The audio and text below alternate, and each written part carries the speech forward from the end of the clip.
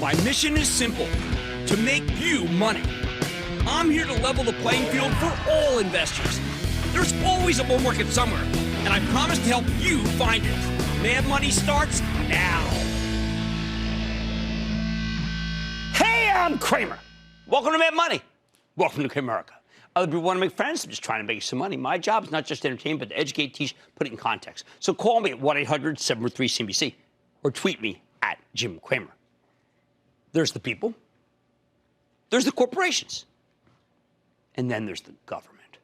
Right now, the first two are doing extremely well. But the third, boy, is it ever in the way, even with record numbers. Yep, after a day where the Dow lost 79 points, and S&P advanced 0.47, NASDAQ gained 0.85%. The last two, both records. You need to understand that the government has become the one wild card in this market, and it does wreak havoc on all sorts of stocks. Think about it. Last fall, the Fed created its own personal bear market, the Jay Powell bear market, because he told us he might need to raise interest rates repeatedly, even overshooting to stamp out inflation, which at the time was non-existent. At the time, nearly every indicator I follow was flashing red. Powell was totally out of touch, and it crushed the market. Powell's rookie mistake almost gave us a recession. Fortunately, he came to a sensus in January and changed course, but we never should have been in that position to begin with. That's the kind of thing that keeps happening with this administration. We wouldn't have gotten into this mess with former Fed Chief Janet Yellen. She was data-driven, not dogmatic, and she understood the power of her own words. But, of course, even though President Trump's tweets are about lower interest rates and are maybe having some effect, I don't know, but remember what he did. He sacked Janet Yellen. That's why this is happening. He placed her with the more hawkish Powell. As much as he likes to bash Powell, he's the one who hired the guy. We're still feeling the effects of his mistake. Witness the weakness in Caterpillar today. One of two stocks, Boeing the other, that really did hurt the Dow Jones average. Then there's the president's trade policy. Trump likes to keep everyone guessing on tariffs. Will next week's trade talks with China go well? Will they go badly? Will his great friend, President Xi, finally buy some soybeans from us? Even if he's just got to bury them somewhere in the desert because they already have enough soy from Brazil? The truth is, we have no idea where this is going. Maybe China will make concessions. Maybe they won't. There's no clarity. You know, I think the Chinese government has been taking advantage of us for decades. It made sense to crack down on their bad behavior. Still, the tariffs have kept the stock market down from even loftier records. I mean, it should be taken out what it was doing in September by a mile. And like the higher rates from the Fed and let's just say they've cost the American business person a lot of money. They probably cost you money. But consumers are so flush that you don't feel it. And there's so many jobs available. But that's why this is the best time to go toe-to-toe with China, and they deserve it. However, just because it makes sense long-term doesn't mean it's good for many of the stocks in the stock market. The tariffs and Jay Powell's missteps have created quite a thicket for corporate America. I think the stock market would be substantially higher without these two albatrosses around our necks. Even with these big problems, though, I always got the sense that this was an incredibly pro-business administration. Regulations? We don't need no stinking regulations. Or at least that was their attitude until today. Now the agencies run by President Trump with presidential appointees have declared war on some of the most successful companies on earth. They're going after big tech. They're going after Facebook, going after Apple, going after Amazon, going after Alphabet. A long, long way to go. Overnight, we learned that the Justice Department is launching a big antitrust probe into these companies. Now, I can see from both sides. When I spoke to Megan Del Rahim, he's the head of the antitrust division near the beginning of his tenure, he agreed with me that these tech companies were the best America had to offer. I'm so proud that they are American. He didn't want to stifle their innovation. Then a year later, I interviewed him for a corporate government conference I threw, and I should have known right then that the gears were shifting. I presumed that he hadn't changed his mind, but he was much more cautious about the big tech platforms. He talked about how anti-competitive behavior is still anti-competitive, even if it lowers prices for you, the consumer. Now, he's not wrong. If you offer consumers great prices in order to drive out all your competitors, right, like the old Standard Oil, well, that's a problem. But it was shocking because the regulators have been laser focused on consumer prices as the key antitrust barometer for ages in this country. Now we know justice is going after pretty much all the big dogs, and their ingenuity, which has been so amazing, won't save them this time. The fact that Amazon's doing the same thing online that Walmart did offline doesn't matter. Walmart's had the good fortune to crush its competitors when nobody cared about the stuff. Amazon Web Services lowers prices for everybody. But yes, it can allow the company to steer some business their own way. For decades, as long as these companies were pushing prices down, the regulators didn't mind if they got too bloodthirsty. It was good for you. But now if Google's making life difficult for Yelp or driving you toward an app of where they benefit, there's no immunity.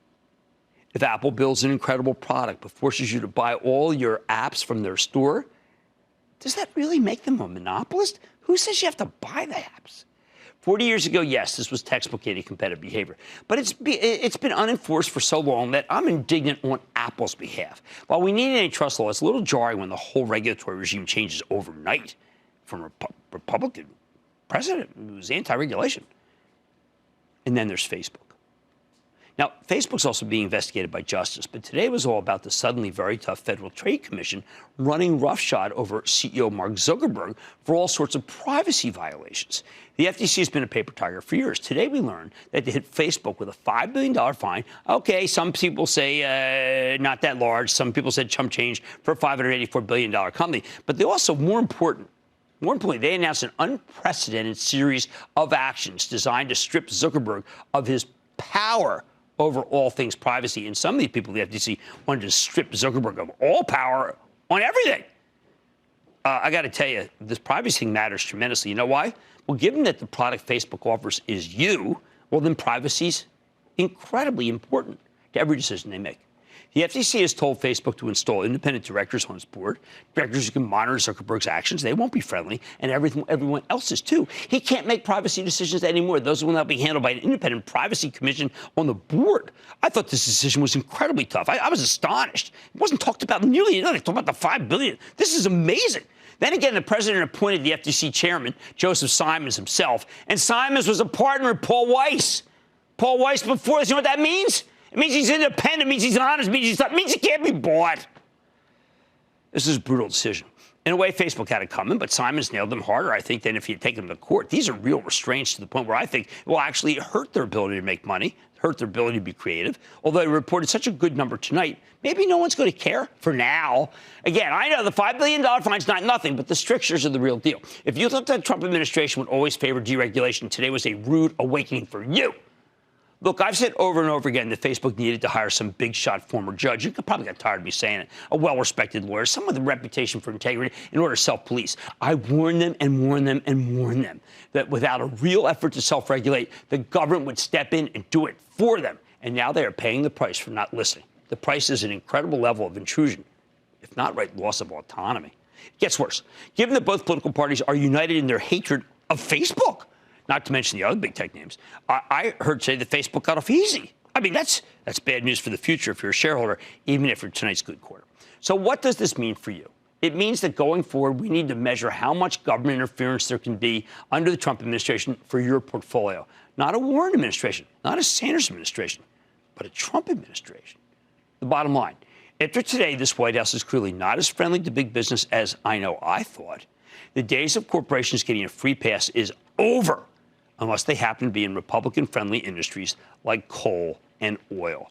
And that is a major shift. It's not getting enough attention. The fine was all anyone talked about. After today, I think this intrusion by the government is being ignored at your own peril.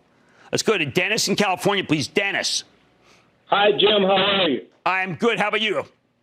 I'm good. I'm seeing several different factors on Carnival Cruise Line. One, I'm seeing a 52-week low of $44.76 a share on June 27th. But then I'm seeing a significant insider purchase by two insiders recently.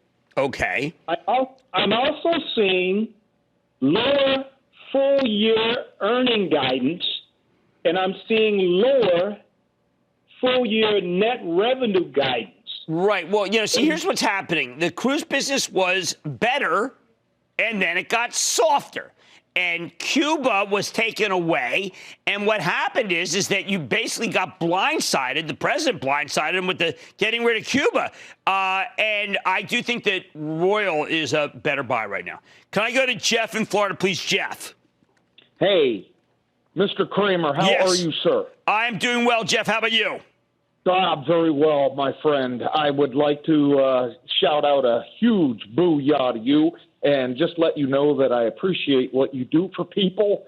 I don't think they really appreciate the fact of the knowledge that you put out there for people. You're very kind. I see people in the street, and I get a lot of nice comments, so I'm always pretty happy. But that's we had some nice people came by the longshoremen last night. They were so incredibly gracious. So I do get a lot of nice things, but thank you so much. That's very kind.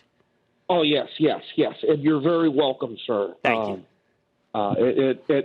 What you do is very much appreciated. Thank you.